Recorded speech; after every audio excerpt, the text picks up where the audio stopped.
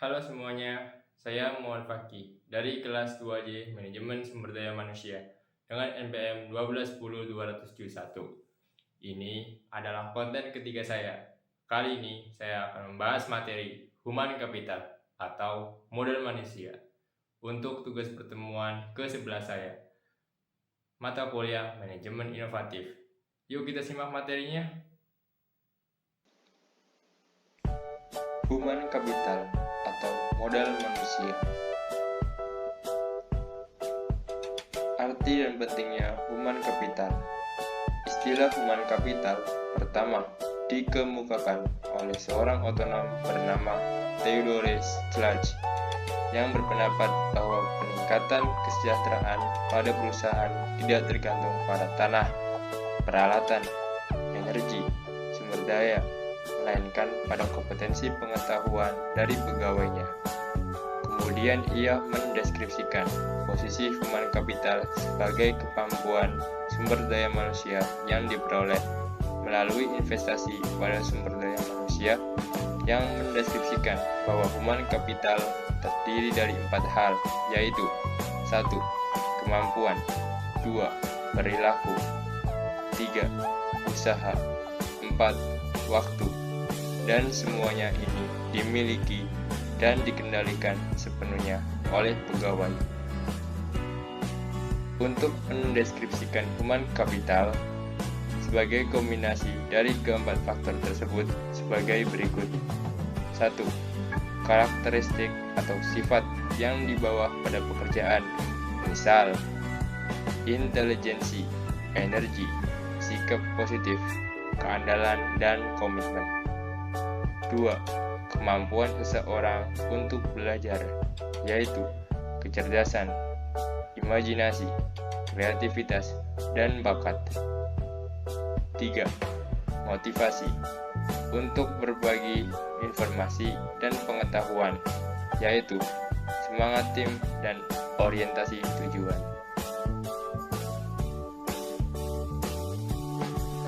Peran human capital. Human capital sebagai kunci keunggulan organisasi.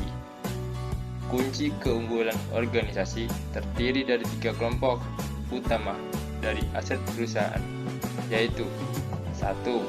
Aset fisik, terdiri dari peralatan, gedung, dan tanah. 2. Aset tak berwujud, modal organisasi, aliansi bisnis, pelanggan, merek, reputasi, dan modal intelektual. Dan yang ketiga, aset finansial, misalnya uang tunai dan surat berharga, dan aset disebut finansial kapital.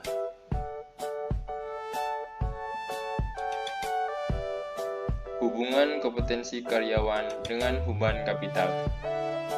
Dalam meningkatkan kompetensi karyawan, tantangan utama yang harus diperhatikan yaitu kompetensi harus sesuai dengan strategi bisnis, dan kompetensi perlu diciptakan melalui lebih dari satu mekanisme. 5 cara untuk meningkatkan kompetensi karyawan, yaitu dengan 5B. 1. Buy, membeli, mengganti SDM yang lama dengan yang baru dan memiliki kualitas yang lebih baik. Build, membangun, investasi dilakukan terhadap SDM untuk meningkatkan kualitasnya menjadi lebih baik. Meminjam, penggunaan konsultan atau partner efektif memungkinkan berbagi pengetahuan dan desain kerja baru. Bonds, melambung, perusahaan harus mengeluarkan karyawan yang bekerja di bawah standar. Dan yang terakhir, bin, mengikat. Mengikat karyawan, jangan keluar, merupakan tindakan kritis pada semua tingkatan.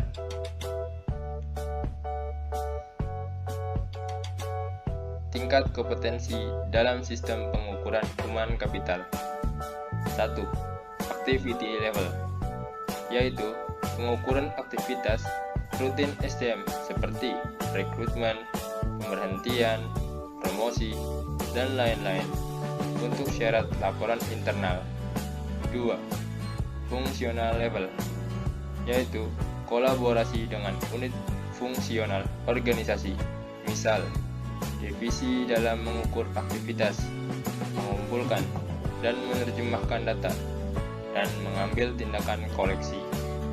Dan yang terakhir, strategi level, yaitu tingkatan analisis tertinggi sehingga dapat memberikan gambaran perusahaan secara penuh, memberikan pemahaman dan hubungan antara SDM, strategi, dan kinerja.